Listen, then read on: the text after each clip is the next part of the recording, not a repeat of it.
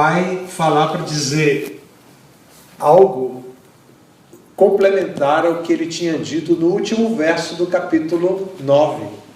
No último verso, Krishna tinha dito para Arjuna que ele deveria ocupar sempre a mente, sempre em pensar nele, em Krishna. Deveria se tornar um devoto, adotar o processo de bhakti, e deveria adotar um compromisso, uma postura física, mental e completa de prestar reverência a ele, ou seja, adotar o processo prático da consciência de Krishna. Krishna já tinha dito isso para Arjuna.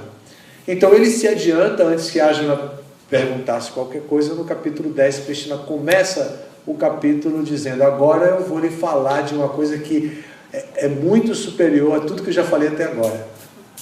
E começa a falar sobre as suas opulências. Ele começa a se descrever dentro da realidade que nós percebemos. Ele começa a se descrever-se a si mesmo como a pessoa suprema, como a origem de tudo. E isso é muito importante. Por quê? Porque iria ajudar Arjuna a pensar sempre em Krishna. Senão Arjuna poderia continuar pensando em Krishna sempre, como seu amigo. Não teria nenhum erro para Arjuna, porque nós vimos nesses últimos dias que Arjuna tinha uma relação plenamente desenvolvida com Krishna. A sua relação era uma relação de sakyarasa, é uma relação de amizade, plenamente desenvolvida. Arjuna tinha já a plenitude do relacionamento pessoal com Krishna dentro do contexto de amizade. Existem algumas maneiras de se relacionar com Krishna. Uma delas é essa, amizade, sakyarasa. E Arjuna já tinha isso.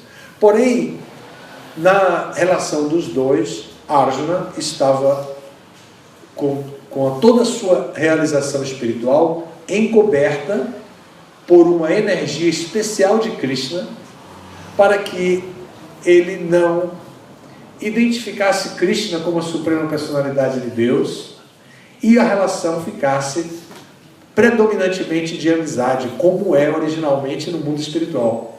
Se Krishna tivesse revelado para Arjuna, desde o comecinho do Bhagavad Gita, eu sou a suprema personalidade de Deus, Krishna ia dizer: caramba, meu amigo é a suprema personalidade de Deus. E aí já ia ficar todo formal com Krishna, e aquilo ia diminuir um pouco a facilidade de Krishna apresentar todo o conhecimento com a naturalidade de apresentar para uma pessoa comum. Porque para chegar ao ponto de ambicionar adquirir conhecimento de Krishna, Arjuna tinha que apresentar a sua natureza humana aflorada.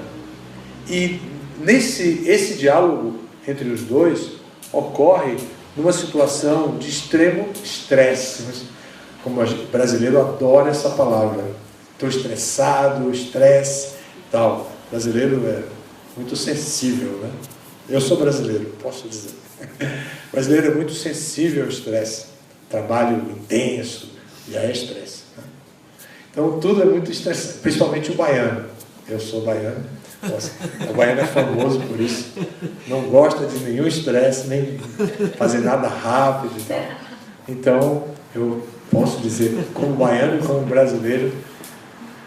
Então, mas Arjuna precisava entrar em estresse para poder ambicionar a estabelecer uma relação com Krishna um pouco mais formal do que a relação de amizade, e poder então receber de Krishna uma força especial. Esse era o plano, porque os dois estavam conversando no meio de dois exércitos prontos para a guerra.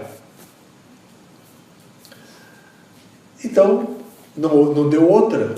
Quando tudo começou, Arjuna foi ao seu nível máximo de estresse.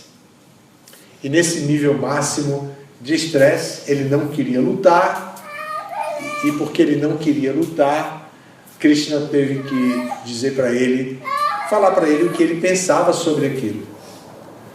E nessa surge todo o conhecimento do Bhagavad Gita, um conhecimento muito apropriado para qualquer indivíduo que está sob estresse, que questiona a sua existência dentro desse mundo.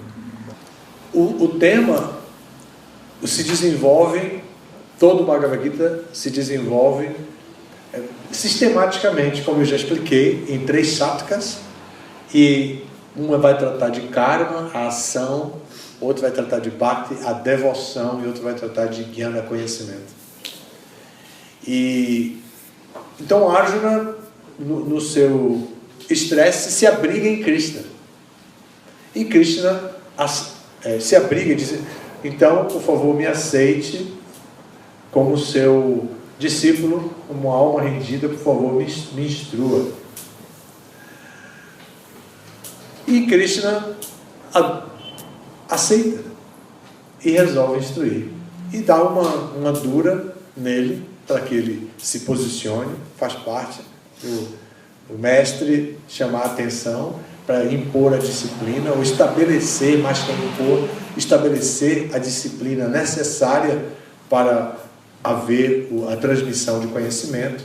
Então Krishna se impõe como mestre e diz: você é o aluno, então avalie a sua condição. E Krishna vai então dando o conhecimento que quer dar. A princípio, logo, Krishna faz um resumo completo de tudo que ele vai falar.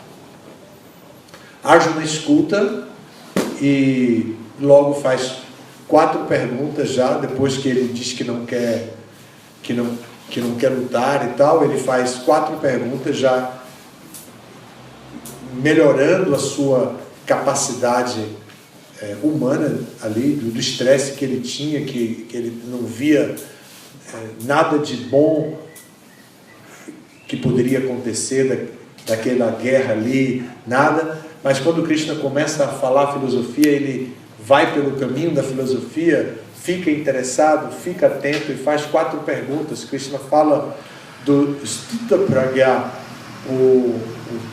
aquela pessoa que é um Muni, um Rishi, e que é muito bem situado, com a mente estável. Então, Arjuna pergunta: e quais são os sintomas de uma pessoa assim? Como essa pessoa fala e que linguagem ela usa? Como ela se senta? Como ela caminha? 4 perguntas que parecem muito simples, mas Krishna vai para a parte esotérica da pergunta e vai explicar como é. Não vai dizer: a pessoa se senta com a coluna ereta e então respira. Krishna não fala isso para Arjuna.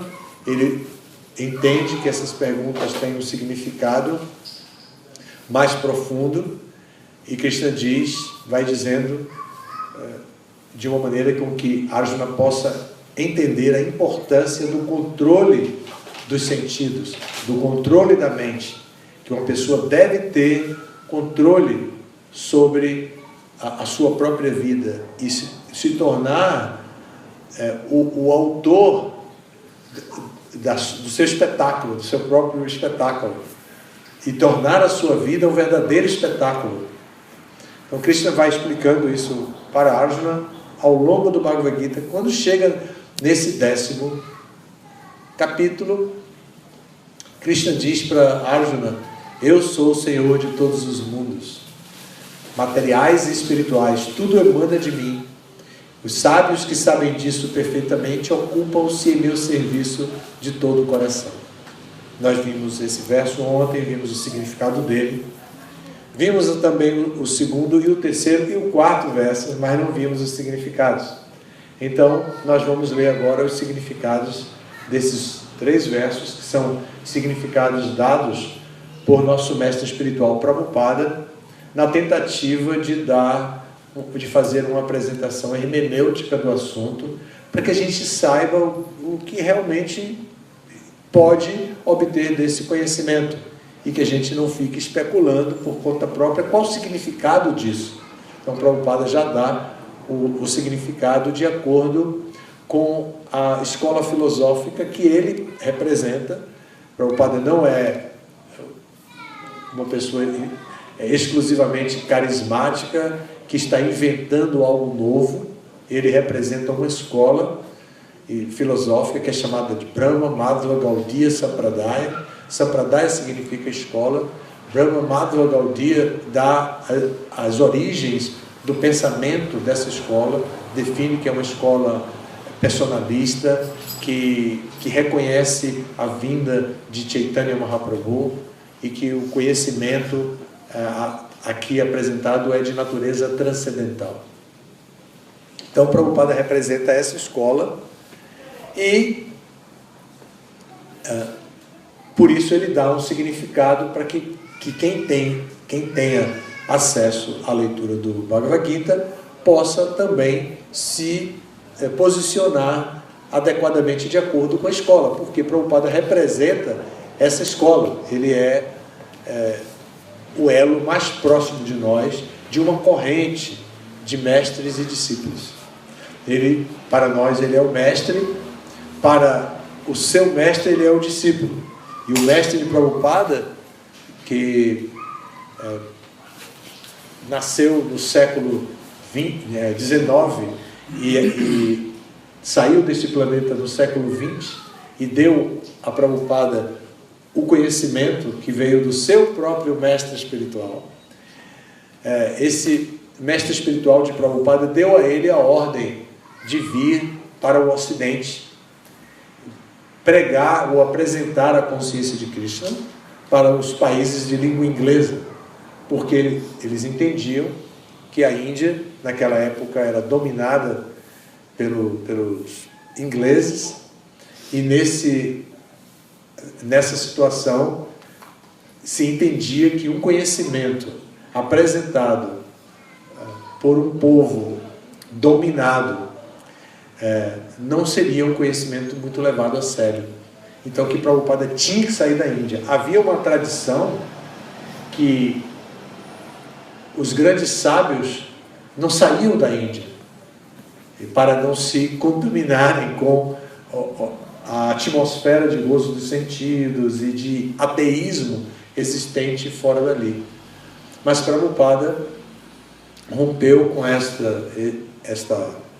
este conceito e saiu da Índia obedecendo a ordem de seu mestre espiritual, foi para os Estados Unidos, e de lá o conhecimento se espalhou, e aqui nós estamos em Belo Horizonte, discutindo, aqui no bairro do Prado, discutindo esse tema, e que pode servir para vocês como reflexão para outros momentos, além daqui desta sala, momentos em que vocês observam o funcionamento do mundo, da política, dos sistemas que conduzem a nossa a liderança desse mundo material, e podem questionar com o recurso deste conhecimento transcendental. De outra forma, nosso questionamento de tudo que acontece em torno de nós, educação, política, religiosidade, tudo que acontece seria questionado por nós apenas sob o nosso ponto de vista cultural, da nossa experiência cultural, educacional, e não do ponto de vista da transcendência. Então, Bhagavad Gita tem o objetivo de trazer um tema transcendental que nos leve a refletir sobre a realidade de um mundo espiritual, que na verdade é o mundo original, e que de lá, esse mundo material aparece como um reflexo pervertido. E pervertido porque no mundo espiritual existe eternidade, conhecimento e bem-aventurança, que é felicidade. E aqui no mundo material a gente ambiciona a eternidade, mas não consegue porque é pervertido. Ambiciona o conhecimento, mas tem que dar muito duro para adquirir conhecimento. E a gente ambiciona pela felicidade, que está dentro da gente, mas a gente prefere procurar fora e também se encontra muitas vezes com a frustração nessa busca pela felicidade. Então, por isso o mundo é chamado, esse mundo material é chamado de reflexo pervertido. Tem tudo, mas nada funciona. Tem tudo, mas nada funciona. Então, assim que se explica esse conceito de mundo, um reflexo pervertido. Então, aqui o tema, Krishna vai se apresentar como a pessoa suprema, a origem de tudo, e vai dizer que os sábios que conhecem isso se ocupam em seu serviço devocional. Depois vai dizer, esses sábios que se ocupam em serviço devocional, que é o segundo verso, os pensamentos deles vivem sempre em mim. Eles estão sempre focados em mim, meditando em mim. Olhem o texto, eu vou ler o segundo, e já vou ler o significado. E depois o... Obrigado.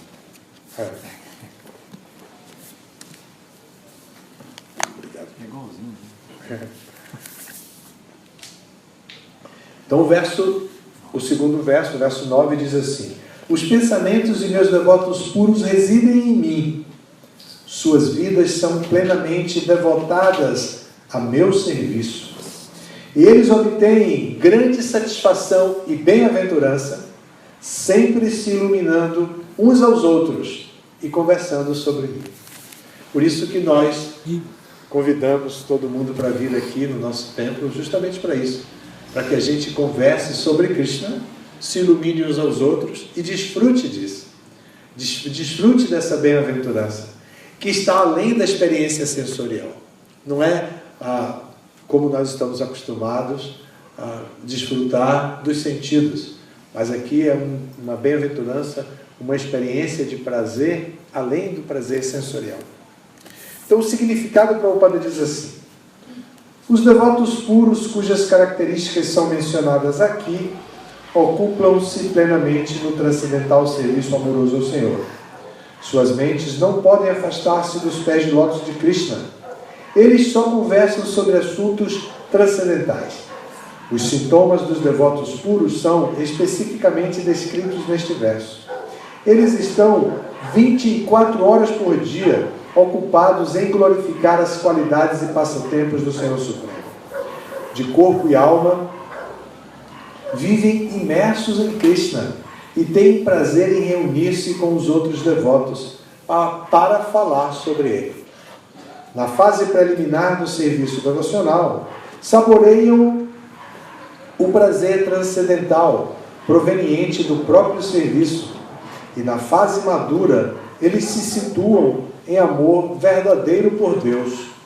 Situados nesta posição transcendental, eles podem desfrutar a mais elevada perfeição manifestada pelo Senhor em sua morada. O Senhor Chaitanya compara o transcendental serviço devocional ao ato de semear no coração da entidade viva uma semente. Há inúmeras entidades vivas vagando por todos os diferentes planetas do universo, e dentre elas, poucas têm a fortuna de encontrar um devoto puro e obter dele a oportunidade de compreender o serviço devocional. Este serviço devocional é tal qual uma semente colocada no coração de uma entidade viva que continua ouvindo e cantando Hare Krishna, Krishna Krishna, Hare Hare, Hare Rama, Rama Rama, Hare Hare. Esta semente germina, assim como a semente de uma árvore brota quando é regada com regularidade. A planta espiritual do serviço devocional, aos poucos cresce e cresce, até penetrar a cobertura do universo material e entrar na refulgência Brahma Jyoti, no céu espiritual. Ali, esta planta também continua a crescer até alcançar o planeta mais elevado, que se chama Goloka Vrindavan, o planeta supremo de Krishna. Por fim, a planta se refugia sob os pés de lótus de Krishna, onde repousa. Pouco a pouco, assim como uma planta produz frutos e flores, esta planta do serviço devocional também produz frutos, e a rega, através do processo de cantar e ouvir, continua. Esta planta do serviço devocional é plenamente descrita no Chaitanya Charitamrita, Madhya Lila, capítulo 19. Lá se explica que quando a planta, já desenvolvida por completo, refugia-se sobre os pés de lótus do Senhor Supremo, o devoto se absorve em pleno amor a Deus, após o que ele não consegue viver um momento sequer sem estar em contato com o Senhor Supremo. Assim como um peixe não pode sobreviver fora da água. Nesse estado, o devoto alcança de fato as qualidades transcendentais obtidas por aqueles que entram em contato com o Senhor Supremo. No Srimad Bhagavatam também há muitas dessas narrações sobre o relacionamento entre o Senhor Supremo e seus devotos. Daí o Srimad Bhagavatam ser tão querido aos devotos, como se afirma no próprio Bhagavatam, 12º canto. Srimad Bhagavatam Puranam Amalam Yad Vaishnavanam Priyam. Nesta narrativa, nada se fala sobre atividades materiais, desenvolvimento econômico, gozo dos sentidos ou libertação. O Srimad Bhagavatam é a única narração que descreve plenamente a natureza transcendental do Senhor Supremo e seus devotos. Por isso, as almas absortas em consciência de Krishna têm prazer contínuo em ouvir esses textos transcendentais, assim como um jovem rapaz e uma moça têm prazer em ficarem juntos. Então aqui nós temos a explicação de Prabhupada para o verso que trata de como a diva, a alma espiritual ocupada em serviço devocional e vivendo no êxtase do serviço devocional, se absorve em amor por Krishna constantemente. Então, Prabhupada explica, e nós vimos agora, as características desse devoto puro que ocupa os seus pensamentos sempre com Krishna 24 horas por dia. Nós podemos pensar então, eu questionar, então isso significa que a pessoa fica totalmente alienada do mundo, não faz mais nada, só pensar em Krishna? Mas não é um pensamento tão dissociado assim da realidade da ação. Na verdade, o processo de Bhakti Yoga praticado pelos devotos dá aos devotos o direito de utilizar toda a sua criatividade, toda a sua intuição, toda a sua vocação para o trabalho e atuar em tudo que ele faz fazer para Krishna. Então, não é que o devoto vai parar de agir e ficar somente falando que nem um papagaio ou uma pessoa maníaca, alguma coisa assim, né? Um fanático. Não, ele vai realmente falar sobre Krishna, porque ele vai ver Krishna espalhado em tudo, ele vai ver a origem de tudo que ele está vendo, de tudo que ele está fazendo em Krishna. Então ele se absorve naquela atividade reconhecendo quem é a pessoa suprema. Isso é que é o interesse do tema aqui. Então nós vimos que na última explicação de Prabhupada, depois de falar do Bhagavatam, que o Bhagavatam também descreve temas transcendentais, que nem nada é mundano, Prabhupada dá a analogia de que o devoto se ocupa assim em serviço devocional com tanto prazer quanto um casal de rapaz e moça se associam com prazer. Então, que é algo natural, cheio de emoção, cheio de criatividade. Então não é uma coisa careta, chatinha, religiosa, não é assim.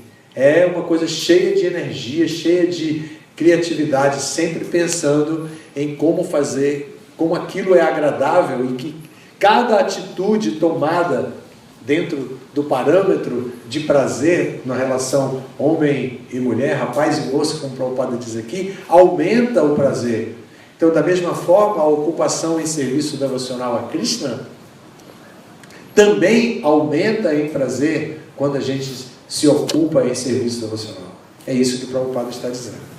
Antes que eu possa abrir para que vocês façam alguma pergunta e possam esclarecer algum ponto, vamos ler o verso 3, que na verdade de número no capítulo ele é o verso 10, mas entre os nossos 4 versos ele é o terceiro. Esse terceiro verso diz como Krishna se relaciona com o seu devoto puro, esse devoto que está ocupado em serviço devocional assim. O que é que Krishna faz por esse devoto? Como Krishna vê esses devotos? Então vamos ler também.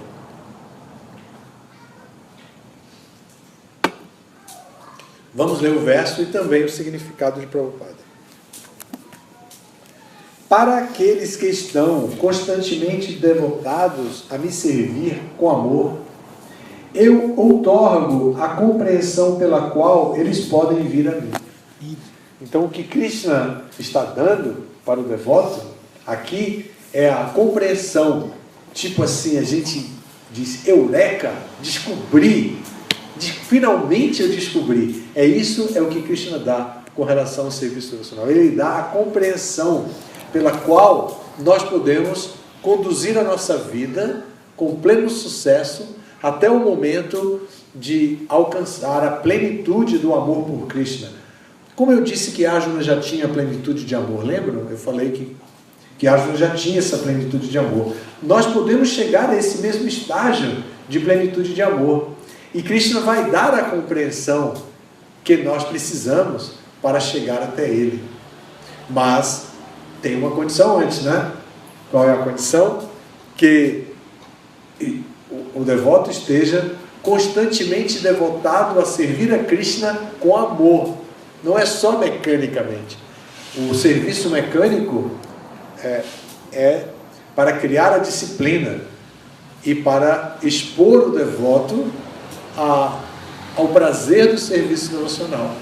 Mas depois, isso se torna tão atrativo, como o Prabhupada diz no verso anterior, no significado anterior, quanto a relação natural entre um casal de namorados. Então, da mesma forma, o serviço devocional tem que proporcionar esse prazer. Vamos ver o que Prabhupada explica a respeito desse verso número 10, que é o terceiro dos versos que estamos estudando. Neste verso, a palavra Buddhi Yoga é muito significativa.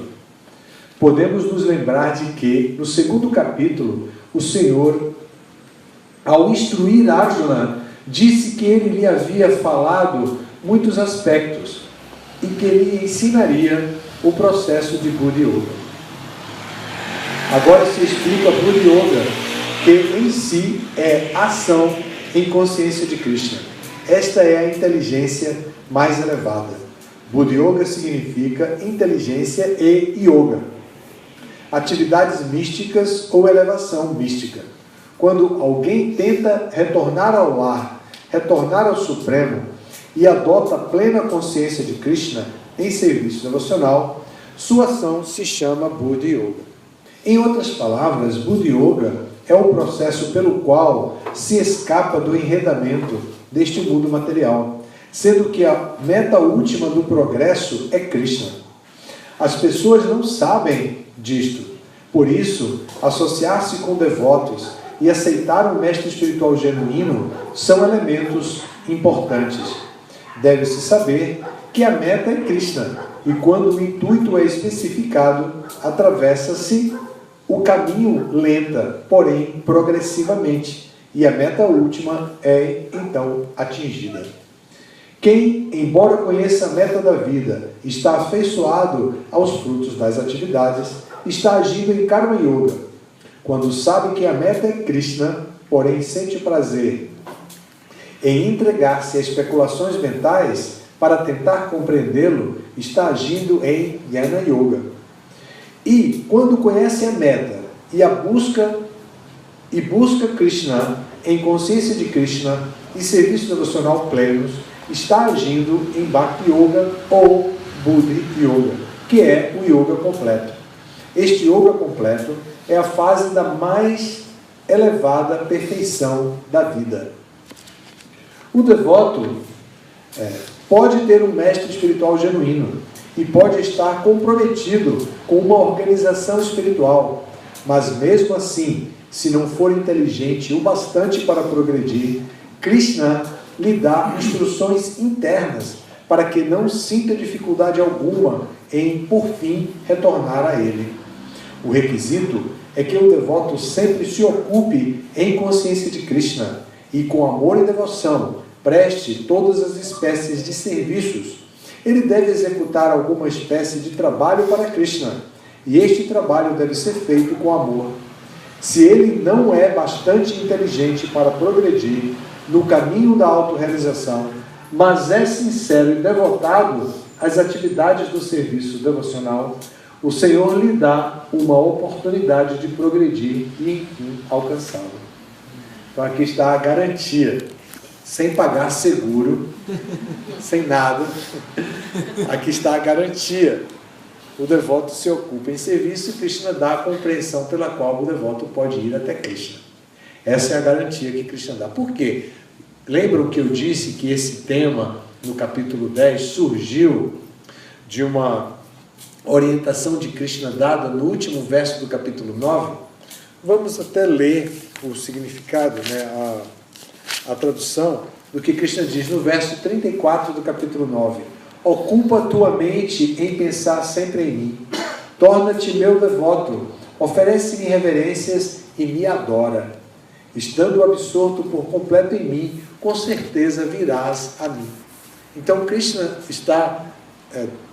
deu essa ordem a Arjuna no capítulo 9, e agora Krishna está dizendo como isso pode acontecer, e dizendo, se você fizer isso, olha o que vai acontecer. Eu vou lhe dar a compreensão pela qual você pode vir a mim.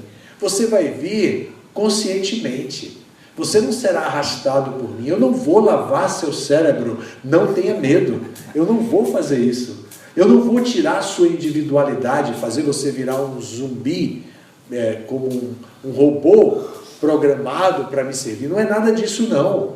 Eu vou lhe dar a compreensão com a qual você poderá caminhar paulatinamente, gradualmente, lentamente. A Krishna até fala para o baiano, isso é tudo de bom. Vou poder fazer seguindo lentamente o processo. O processo é lento, é gradual. E vai dar o prêmio último, o prêmio do seguro, né? O prêmio último vai dar, que é alcançar a morada transcendental de Krishna, que Krishna descreve como Goloka Vrindavan aqui, né? Então, vimos nesse verso número 10 que Krishna interage com o seu devoto.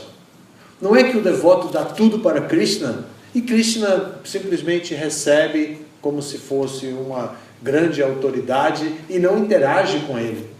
Não, Krishna interage dando mais compreensão, dando intuição, dando criatividade ao devoto. O devoto fica livre para agir de acordo com a sua própria capacidade. Por quê? Porque está se tratando de amor.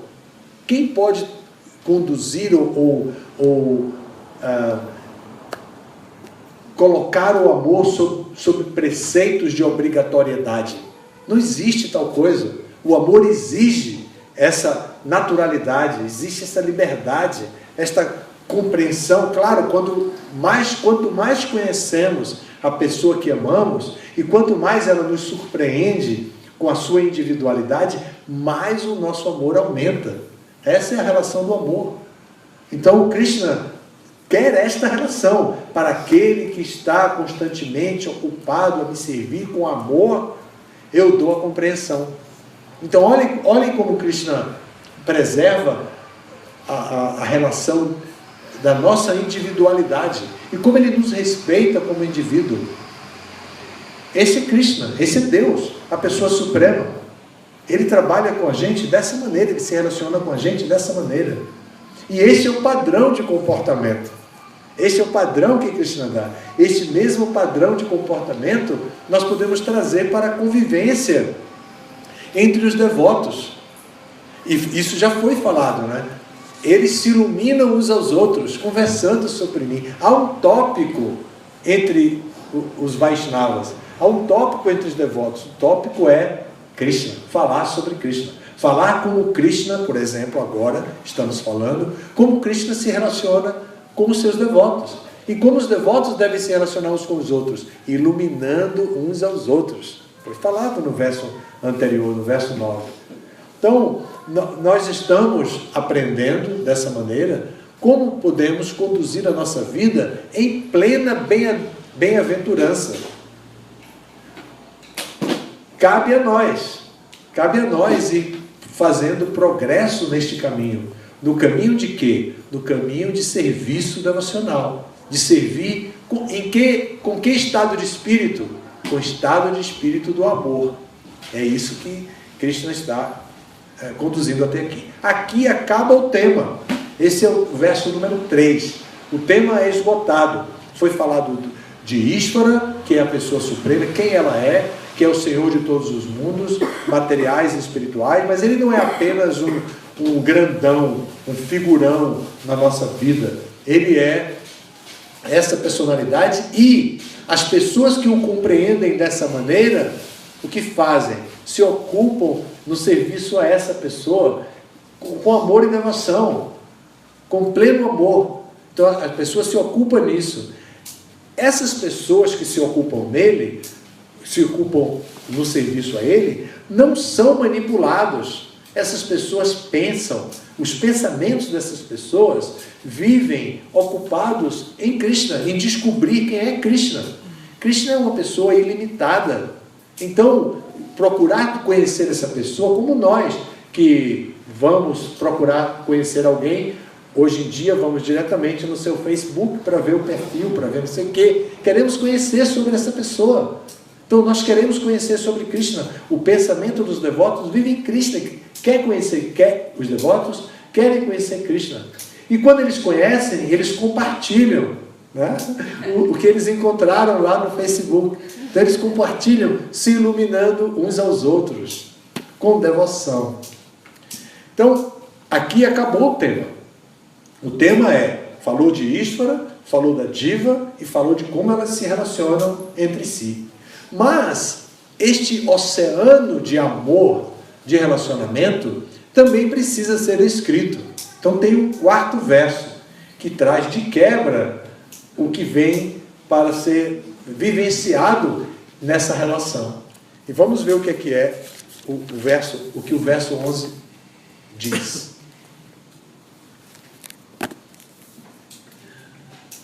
Para lhes mostrar misericórdia especial, eu, residindo em seus corações, destruo com a luz brilhante do conhecimento a escuridão nascida da ignorância. Ou seja, eu vou tirar tudo que tem lá dentro, como aqui fala, né? Encronha, isso é coisa de mineiro, né?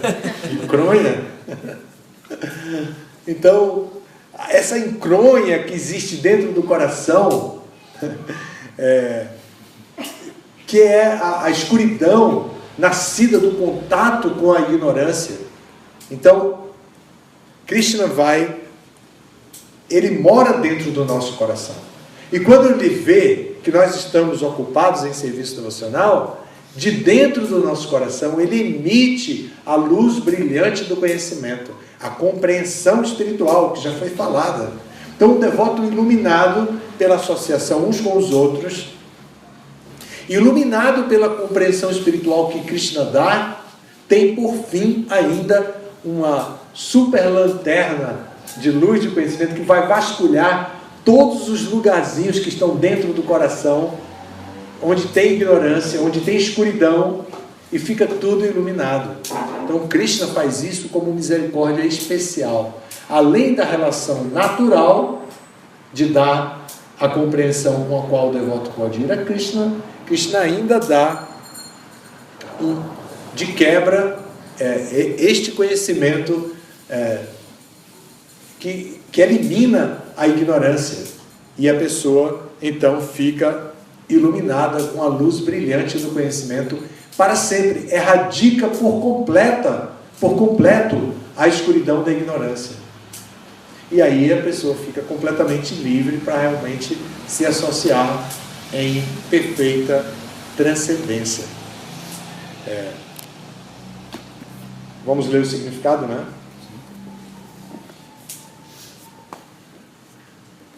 Quando o Senhor Chaitanya esteve em Varanasi, divulgando o cantar de Hare Krishna, Krishna Krishna, Hare Hare, Hare Rama, Rama Rama, Hare Hare, milhares de pessoas o seguiam. Prakashananda Saraswati, um estudioso muito erudito e influente em Varanasi naquela época, zombou do Senhor Chaitanya, achando um sentimentalista. Porque Varanasi é um centro de conhecimento, do conhecimento acerca do Brahman. Os grandes PhDs do conhecimento, os grandes eruditos, como Prakashananda Saraswati, que era um grande erudito, filósofos, se reúnem em Varanasi para discutir o conhecimento a respeito do Brahman, a essência espiritual mais recôndita. Então eles discutem esse conhecimento. E aí Prakashananda Saraswati resolveu observar Chaitanya Mahaprabhu cantando o Mahamantra Hare Krishna e o classificou, de acordo com a sua cultura, como um sentimentalista. Às vezes, os filósofos mayavadis criticam os devotos porque pensam que a maioria está na escuridão da ignorância e são filosoficamente sentimentalistas ingênuos. Mas esta não é a verdade dos fatos. Há estudiosos muitíssimo eruditos que promoveram a filosofia da devoção. Mas mesmo que o devoto não tire proveito desses ensinamentos ou de seu mestre espiritual, se ele é sincero em seu serviço devocional, o próprio Krishna o ajuda de dentro de seu coração. Assim, o devoto sincero, ocupado em consciência de Krishna, não fica sem conhecimento. O único requisito é que se execute serviço devocional com plena consciência de Krishna. Os filósofos mayavadis pensam que sem discriminar não se pode ter conhecimento puro. O Senhor Supremo lhes dá então esta resposta: aqueles que se ocupam em serviço devocional puro, embora não tenham instrução suficiente e nem mesmo conheçam suficientemente os princípios védicos, são, no entanto, ajudados pelo Deus Supremo, como se declara neste verso. O Senhor diz a Arjuna que basicamente não há possibilidade de compreender a verdade suprema, a verdade absoluta ou a suprema personalidade de Deus, por meio de simples especulação, pois ele é tão grande que não é possível compreendê-lo ou alcançá-lo com simples esforços mentais. Mesmo que continue especulando por vários milhões de anos, se a pessoa não é devotada, se ela não ama a verdade suprema, jamais compreenderá Krishna ou a verdade suprema. É só através do serviço devocional que a verdade suprema, Krishna, fica satisfeito e por sua energia inconcebível, ele pode revelar-se ao coração do devoto puro. O devoto puro sempre tem Krishna em seu coração. E com a presença de Krishna, que é como o sol, a escuridão da ignorância se dissipa de imediato. Esta é a misericórdia especial que Krishna concede ao devoto puro. Devido à contaminação decorrente da associação material, através de muitos e muitos milhões de nascimentos, o coração está sempre coberto pela poeira do materialismo. Mas quando o devoto se ocupa em serviço devocional e canta constantemente Hare Krishna, a poeira logo desaparece e ele se eleva à plataforma de conhecimento puro. A meta última, Vishnu, só pode ser alcançada por intermédio deste cantar e por meio do serviço devocional, e não através da especulação mental ou dos argumentos. O devoto puro não deve se preocupar com as necessidades da vida material. Ele não precisa ficar ansioso, porque quando remove a ignorância de seu coração, tudo é automaticamente provido pelo Senhor Supremo, que fica satisfeito com o serviço devocional amoroso prestado por ele. Esta é a essência dos ensinamentos do Bhagavad Gita. Estudando o Bhagavad Gita, é possível ser uma alma inteiramente rendida ao Senhor Supremo e ocupar-se em serviço devocional puro. À medida que o Senhor se encarrega do devoto, este se livra por completo de todas as espécies de empreendimentos materialistas. Bem, então aqui vimos o significado de Prabhupada, onde ele apresenta o tema da proteção de Krishna ao devoto em toda a condição, em toda a circunstância.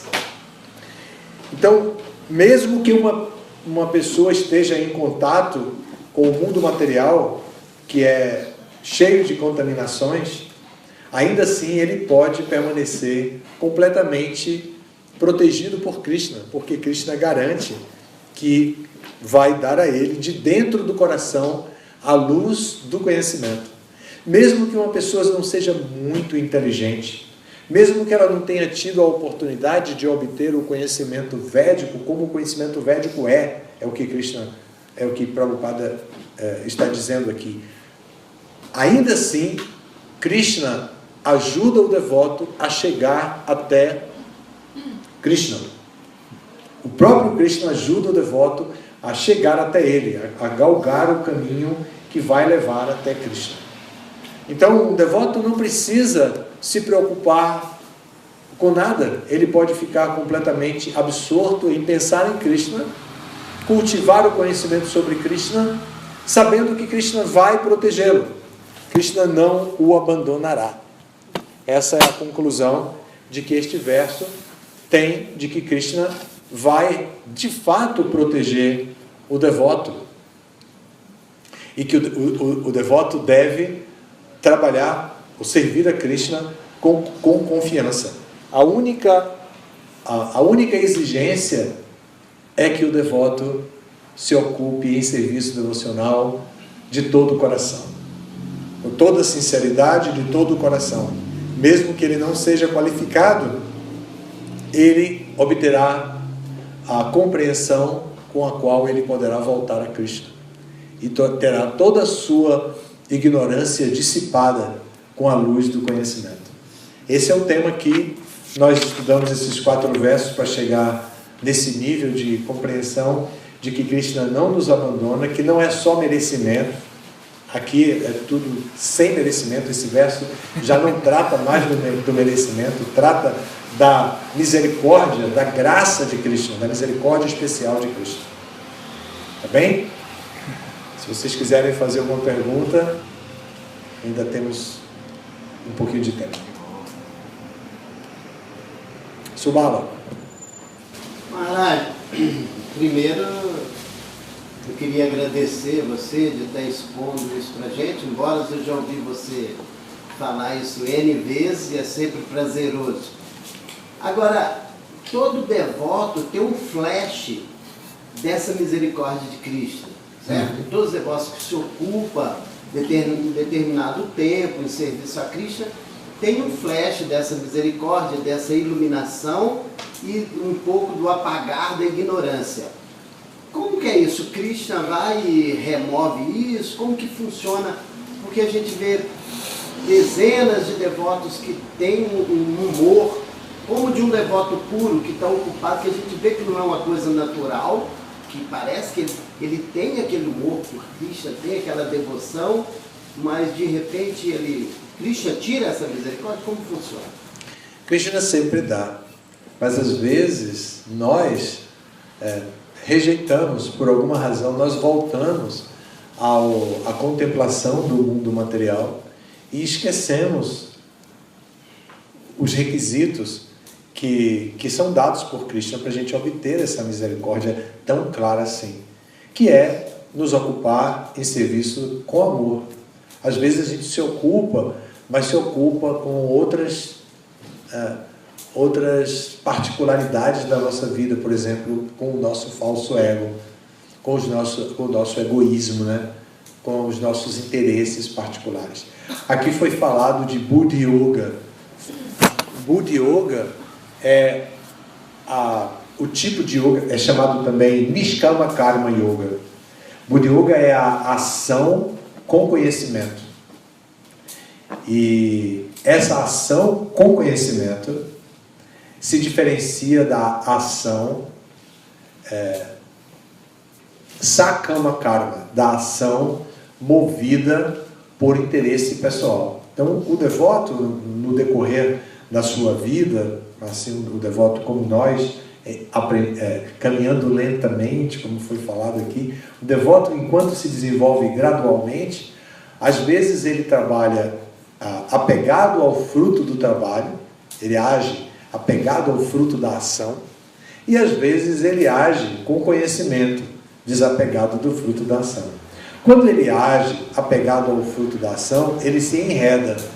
Quando ele age desapegado do fruto da ação, ele se liberta. E assim ele vai, naquele joguinho de crescimento. Muitas vezes ele avança muito e às vezes ele volta para a atitude anterior de ignorância. Sabe aquele joguinho que a gente vai com o carrinho para chegar até com o dado, joga o dado, ele vai 2 para frente, aí não, agora cai numa casinha que diz, agora são 3 para trás. Então às vezes acontece isso, às vezes. Mas está tudo sob controle de Krishna. Krishna está observando o nosso desempenho e está dando a misericórdia. Mas nós precisamos nos desapegar um pouco do mundo material, nos desapegar um pouco do controle sobre o mundo material. Tá bem? Ok. Algo mais? Sim. Como é o nome da senhora? Desculpe. Cida. Dona Cida. É uma pergunta assim, que eu não sei se eu vou conseguir elaborar, mas eu vou tentar. Está relacionada à origem e ao fim, né, da existência humana. A origem, eu fico me perguntando assim, se nós viemos de Krishna, né, e temos a super-alma, a essência dele em nós, por que estamos aqui hoje? Né? Assim, se existíamos antes, talvez com ele, né, no planeta dele, por que nós caímos assim? Ou seja, essa origem. Agora, o fim se caímos, a gente vai fazer um caminho de volta, chegar até ele novamente. Né? E chegando até lá, adquirindo novamente essa perfeição da bem-aventurança, da associação transcendental, ou seja, essa conexão, né, que nós tanto desejamos, a gente volta novamente ou ficamos por lá? Krishna garante que nós não voltamos. Ele diz que depois que nós voltamos para lá, que nunca mais nós saímos de lá. Tem um verso no capítulo 4 que diz isso. Eu acho que é o verso 9 do capítulo 4. E é um verso que eu digo para os nossos estudantes do Bhakti Shastra, que é o verso mineiro. Eu vou ler o sânscrito e vocês vão descobrir por que é mineiro. Janma karma chane divyam evam yo vetitat pataha tyakta deham punar janma naitman eti sorjuna. Sor, né? Sor. Naitman eti sorjuna. Eu sempre digo para chamar a atenção, porque eles têm que memorizar esses versos, estudantes. Então eu falo isso. Mas o verso diz assim: aquele que conhece a natureza transcendental do meu nascimento e das minhas atividades, ao deixar o corpo, não volta a nascer neste mundo material, senão que alcança a minha morada eterna. Entende? Então essa é a promessa de Krishna para aquele que conhece Krishna, que descobre a natureza material. Isso aqui está no 4º capítulo, a natureza transcendental. Ele está no 4º capítulo ainda.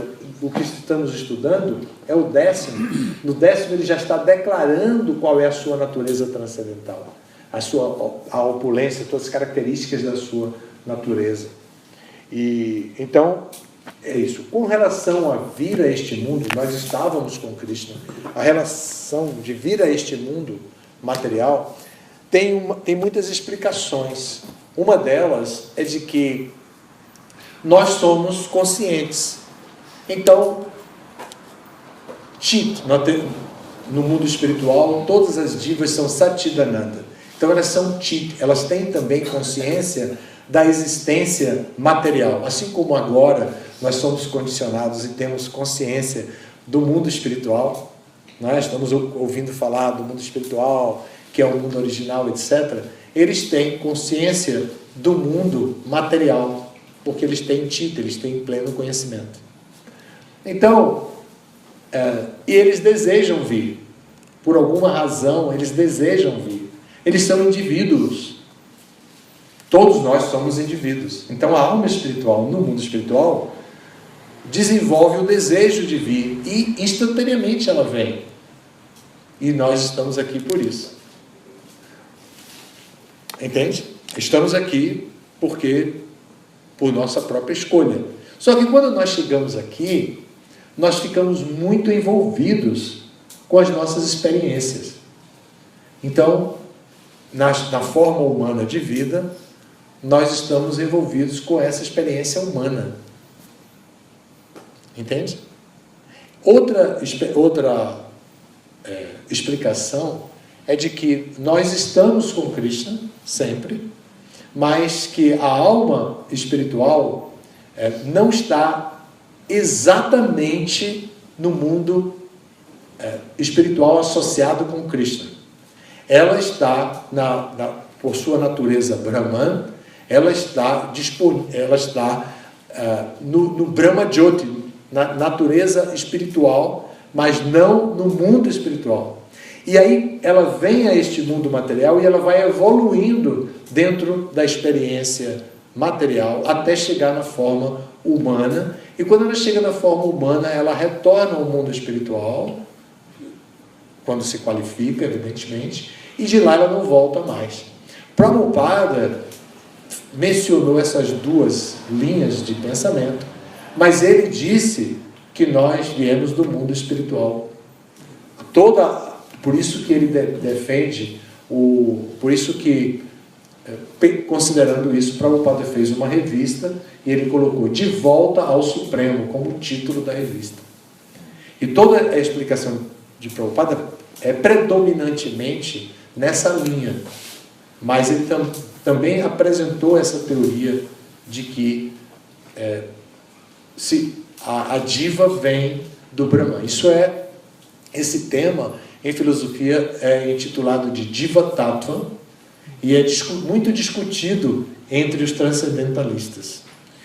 E a nossa instituição defende o ponto de vista de que nós viemos do mundo espiritual e que nós estamos aqui agora confundidos pela energia externa de Krishna e que nós estamos trabalhando para resgatar a nossa natureza espiritual, parte integrante de Krishna, e nos capacitar a voltar a estar com Krishna no mundo espiritual. E que quando chegarmos lá, esse verso que acabamos de ler tem que prevalecer. Nunca mais voltamos para cá e ficamos na morada de Cristo.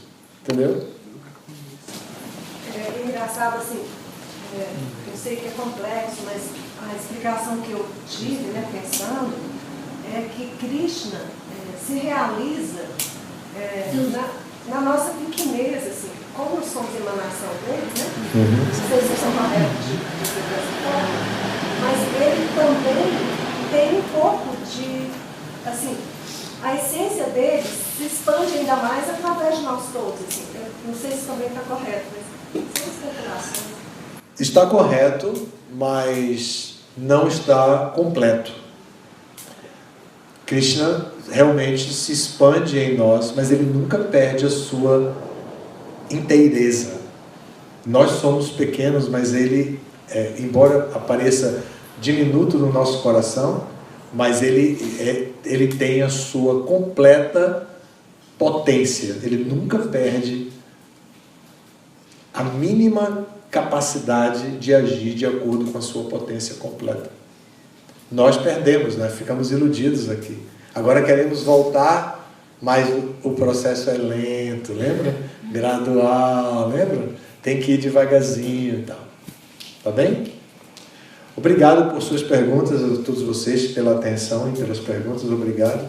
Amanhã nós temos uma jornada durante o dia. Que horário? 3 da tarde.